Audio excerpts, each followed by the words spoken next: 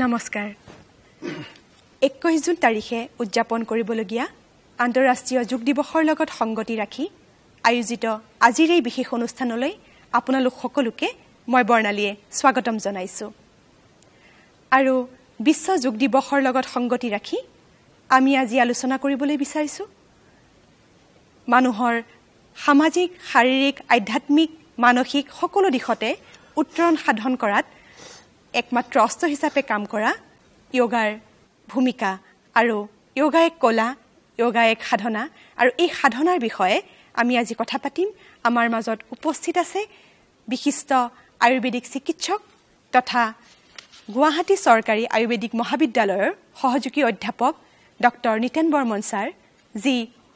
যোগাৰ ক্ষেত্ৰত 19 বছৰীয়া অভিজ্ঞতাৰে পৰিপুষ্ট তেনে এজন ব্যক্তিক আমি আজি আমাৰ মাজলৈ আমন্ত্ৰণ জনাই আনিছো ছাৰ আপোনাক স্বাগতম জনাইছো আজি আমাৰ এই ষ্টুডিঅ'ৰ মজিয়ালে যেহেতু আমি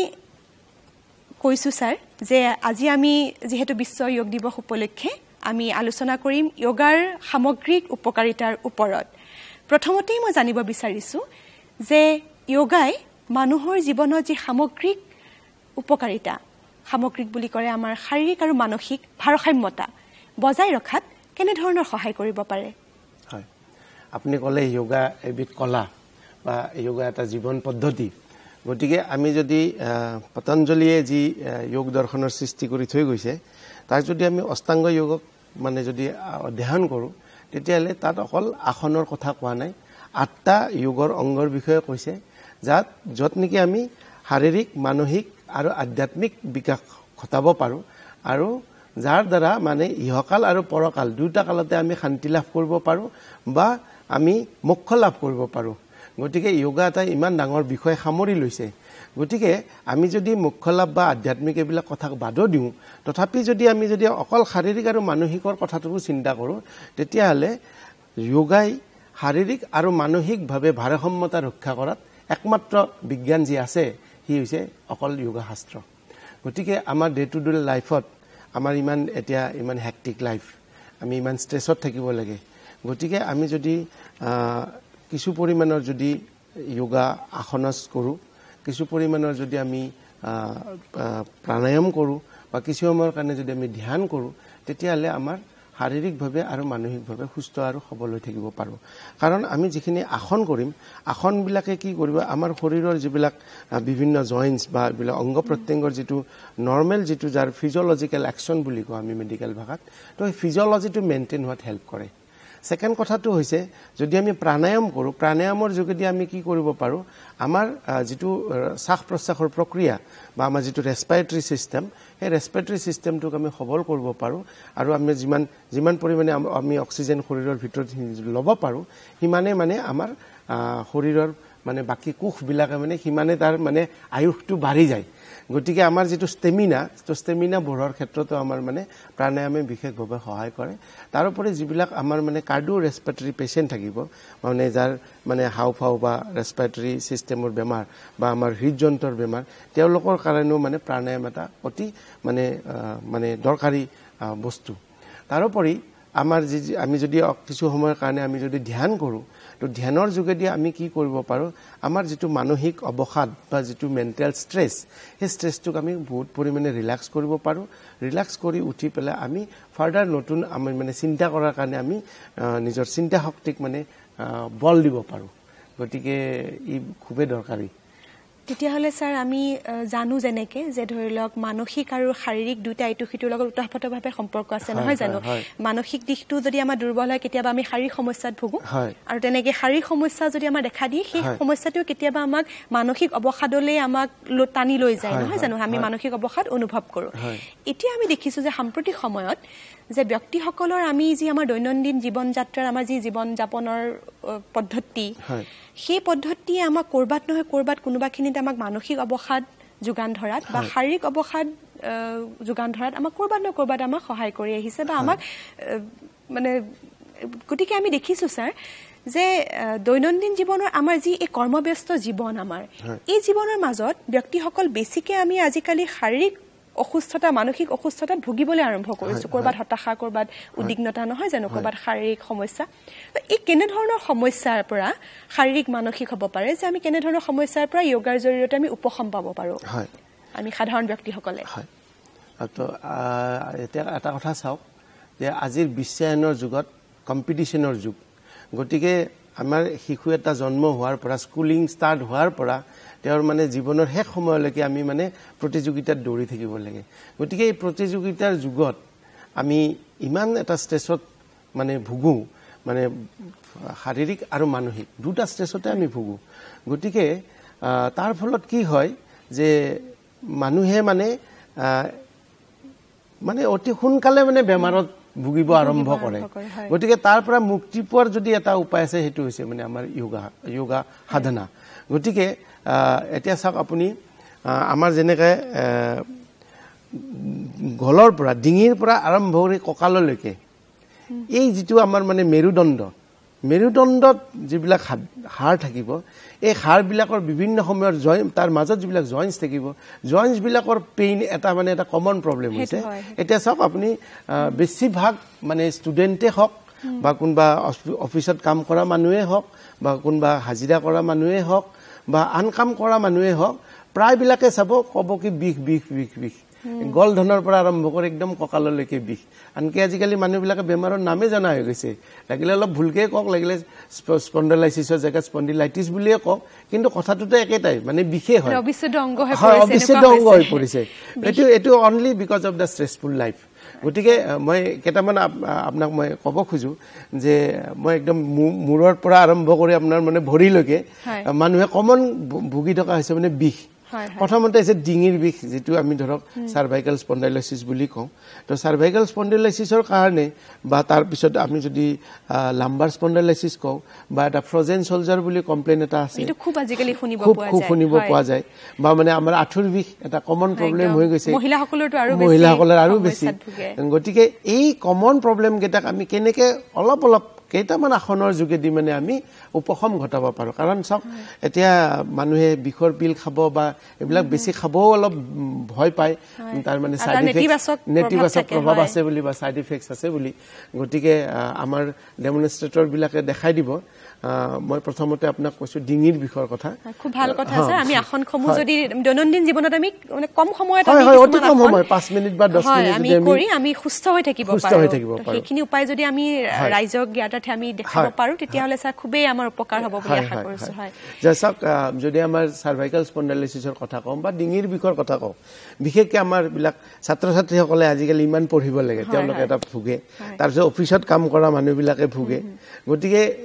এটা তো কমন প্ৰবলেম গতিকে তাৰ কাৰণে একদম সাধাৰণ আমাৰ কিছুমান এক্সাৰসাইজ আছে যেনেকৈ ধৰক আমাৰ নেক ৰোটেশন যাক আমি গ্ৰীবা মুদ্ৰা বুলি কওঁ তো প্ৰথমতে গ্ৰীবা মুদ্ৰা এখেতসকলে দেখাই দিব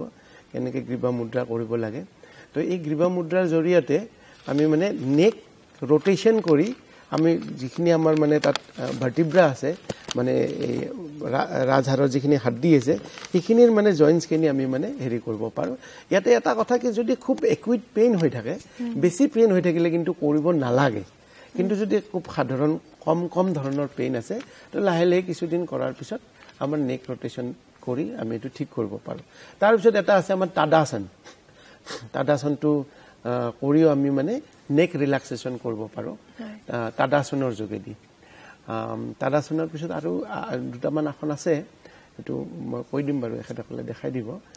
যেটোৱে মানে আমাক একটি কম সময়ৰ ভিতৰত মানে আমাক হেৰি দিব পাৰে মানে ৰিলেক্সেশন দিব পাৰে মানে এই ডিঙিৰ বিষৰ পৰা তাত কোনো ধৰণৰ আপুনি মানে মেডিসিন খোৱাৰ বা ইনজেকশন লোৱাৰ কোনো দৰকাৰ নপৰে একদম সাধাৰণ মৰ্নিং ইভিনিং দুবাৰ টাইম কৰক বা যেতিয়া আপুনি সময় পায় দুবাৰ কৰিব পাৰে আৰু মিনিমাম কিমান সময় মিনিমাম ধৰক আপুনি ম্যাক্সিমাম 5 মিনিট কৰিব পাৰে বেছি দৰকাৰে নাই 5 মিনিট 10 মিনিট কৰক তাৰ পিছত আমাৰ এটা অৰ্ধাকটি চক্ৰাসন আছে হেৰি কাৰণে এই যেটো মানে আমাৰ মানে নেক ৰোটেশনত হেল্প কৰে বা গলৰ বিষ যদি হয় তেতিয়া হলে আমাক এটো সহায় কৰে আৰু এই সমূহ স্যাৰ আমি অফিসত থাকো বা ঘৰৰ বাহিৰত থাকো আমি সকলোতে কৰিব পাৰো নহয় জানো খুব মানে সহজ উপায় পন্থা হয় আমি যতে ইচ্ছা কৰো যতে ইচ্ছা আমি কৰিব পাৰো কৰিব পাৰো তাৰ পিছত আপুনি গলৰ পিছত আপুনি কঁকাললৈকে হওক বা হেৰিলৈকে হওক আমাৰ মানে কান্ধৰ বিষলৈকে হওক যেটো ধৰক আজিকালি খুব মানে সমাজত ডায়াবেটিক পেশেন্ট খুব বাঢ়ি গৈছে গতে ডায়াবেটিক পেশেন্টে এটা কমন প্ৰবলেম কৰে যে কমন প্ৰবলেম কয় যে ফ্ৰজেন সোলজাৰ আমি যে ফ্ৰজেন সোলজাৰ বুলি কওঁ আমাৰ যেটো মানে সোলজাৰ জয়েন্ট থাকে ইয়াটো মানে এটা স্টিফনেস হয় গতিকে তাৰ কাৰণে একদম কমন অলৰেডি আমাৰ হেৰি দেখাই দিলে যে ইয়াতে তাদাসনটো কৰিব পাৰে যেটো অলৰেডি দেখাই দিলে তাদাসনৰ পিছত এটো অৰ্ধাকটি চক্ৰাসন যেটো আমি দেখাই দিলো হেতু কৰিব পাৰে আৰু এটা স্কন্দ মুদ্ৰা বুলি মানে আমাৰ যেটো rotation of the shoulder joints সেই আসনখিনি কৰিলে মানে অতি সোনকালে মানে এই পেইনটোৰ পৰা আমি ৰিলিফ পাব পাৰো যাক আমি স্কন্দ মুদ্ৰা বুলি কওঁ ইয়াতে কোনো ধৰণৰ আপোনাৰ মানে খুব বেছি হেৰি দৰকাৰ নাই মানে খুব বিশেষ মানে সময় নালাগে জুগাৰো নালাগে আপুনি যতে ততে কৰিব পাৰে যেতে তেতে কৰিব পাৰে গতিকে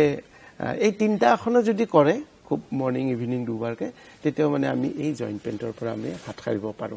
তাৰ পিছত আপুনি কঁকাললৈকে হওক সার্ভাইকেল লাম্বার স্পন্ডিলোসিস আজিকালি এটা কমন প্রবলেম সবে কয় যে তার কারণে খুব বেশি আসন নালাগে কেইটামান আসন যদি এটা কন্ডিশন আছে যাতে মানে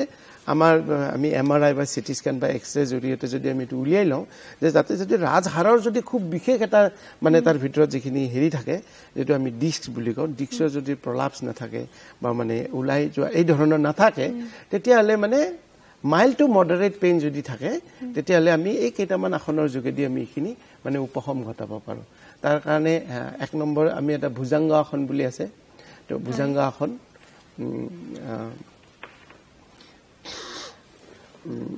ভুজংগ আসন এটা আছে তো এটো পিছে খালি পেটত কৰিলে ভাল বা মৰ্নিং বা ইভিনিংত কৰিলে ভাল বেছি মানে হেৰি মৰ্নিং ইভিনিং কৰিলে ভাল এটো ডে টাইমত নকৰাই ভাল আৰু তাৰ আগতে মানে খালি পেটত কৰিলে ভাল হয় যেটো অলপ পেটটো স্ট্ৰেছ পৰিব আৰু খালি পেটৰ কথাটো যেহেতু কৈছে হয় এই আসন কৰাৰ কিমান সময় পাছত আমি খাব পাৰো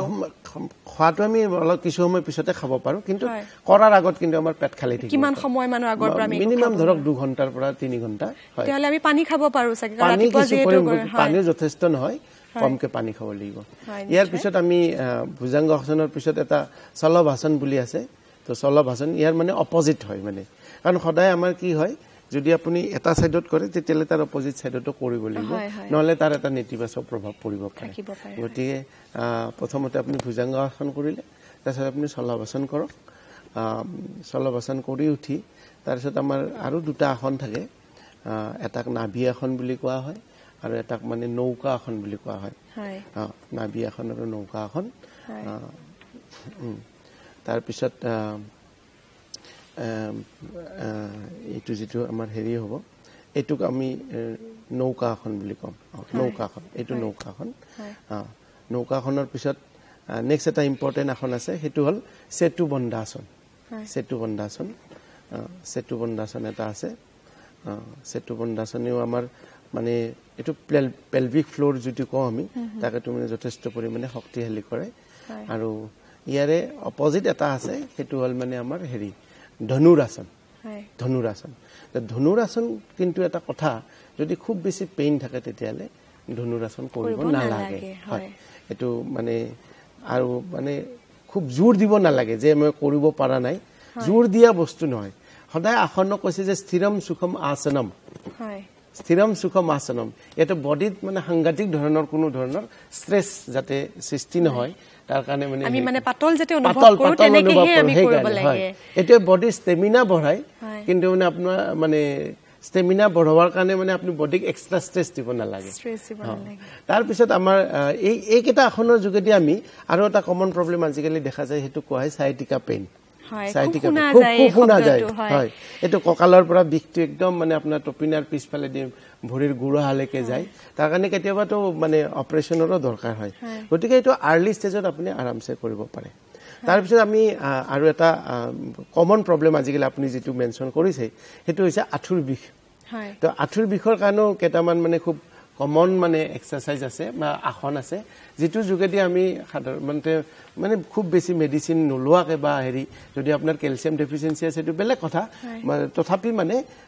কেলছিয়াম খাই থাকিব লগতে এটা যদি আসন কৰে তেতিয়ালে মানে অতি সোনকালে মানে আপুনি উপশম পাব পাৰে তাৰে ভিতৰত এটা হল আপোনাৰ মানে এটো মানে rotation of the মানে হেৰি আঠু মানে rotation কৰিব লাগে তো মানে rotation of the knee joints আসলতে বহুত আসন আছে বিভিন্ন ধৰণৰ বেমাৰ লৈ ৰোগ লৈ আমাৰ আসন বেলেগ বেলেগ হ'ব পাৰে আৰু যদি ধৰিলে কেতিয়াবা বিচাৰে মানে যে মোৰ কোনবা স্পেসিফিক কিবা এটা বেমাৰ আছে বা ৰোগ আছে সেই ৰোগটোৰ কাৰণে আমি স্পেসিফিক কিছুমান আমি উপায় অৱলম্বন কৰিব পাৰো নহয় জানো এটা আছে উৎকাটাখন বুলি কয় উৎকাটাখনটো যদি কৰে এটো দেখাই দিলে ভাল এটো খুব মানুহ লাভান্বিত কৰিব মানে সকলোৱে কৰিব পাৰে এনেকুৱা নহয় যে কিবা ৰোগ হলে হেম কৰিব লাগে ৰোগৰ পৰা বাচি থাকিবৰ কাৰণেও আমি কৰিব লাগে নহয় জানো আনটা আছে বীৰভদ্ৰাসন এটো কৰিব পাৰে বীৰভদ্ৰাসন গতিকে একেটা জৰা আমি মানে আমাৰ আঠুৰ বিষটো মানে আঠু কেটা মানে আমি জোৰ দিব পাৰো হয় হয় তেতিয়া হলে বহুত আসন আছে আৰু হয়তো শুনি থাকিলে এনেকুৱা কথা এইবোৰ যে আমি যেতিয়া পাতি থাকো না শুনি থাকিবলৈ মন যায় শেষ নোহোৱা কেতিয়াও পাতি শেষ নোহোৱা আৰু দিনটো যদি আমি কথা পাতি থাকো দিনটো আমি পাতি থাকিব পাৰিম আৰু ৰাইজক জনাবলৈতো আমি খুব ভাল পাওঁ দৰ্শকক জনাব কিন্তু আমাৰ কিছুমান সীমাবদ্ধতা আছে আমাৰ সময়ৰ সীমাবদ্ধতা বিশেষকৈ আছে আৰু এতিয়া আহি আমি শেষ সময়ত উপনীত হৈছো স্যাৰ আপোনাক বহুত ধন্যবাদ আৰু বহুত কথা থাকিল জানিবলৈ খালি মই শেষত এটা কথাই সুধো যে আপোনাৰ ৰাইজৰ প্ৰতি আহ্বান কি আমাৰ সময় ৰাইজৰ প্ৰতি এটা আহ্বান যে আমাৰ শিশুসকলৰ পৰা মানে শিশু শৈশৱ কালৰ পৰা মানে আমাৰ যোগ অভ্যাস কৰাব লাগে কিছু অভ্যাস কিছু প্ৰাণায়াম কিছু ধ্যান যাৰ যোগেদি আমি মানে শাৰীৰিক আৰু মানসিকভাৱে মানে বিকাশ হৈ পেলাই আমি এখন সুস্থ সমাজ গঢ়িব পাৰো হয় হেতিটো আমাৰ সকলোৰে কাম্য আচলতে সুস্থ সমাজ এখন আৰু সুস্থ সমাজ নহলে আমি কৰবাত মানসিকভাৱেও সুস্থতা আৰু যেটো আমাৰ সুখ আৰু সমৃদ্ধি কো আমি সেইখিনি নাপাওঁ ধন্যবাদ স্যাৰ খুবেই ধন্যবাদ আপুনি আৰু আমাক দেখাই দিয়া হয়তো ৰাইজ আমাৰ উপকৃত হৈছে আৰু এনেকৈ আমি কথা পাতি থাকিম পিছলৈও আজিলে আমি ইমানতে সামৰিছো আৰু আপোনালোক সকলোৰে সুস্বাস্থ্য আৰু সমৃদ্ধি আশা কৰিছো মংগল কামনা কৰিছো তাকেই কৰি আজিলে অনুষ্ঠান সামৰিছো ধন্যবাদ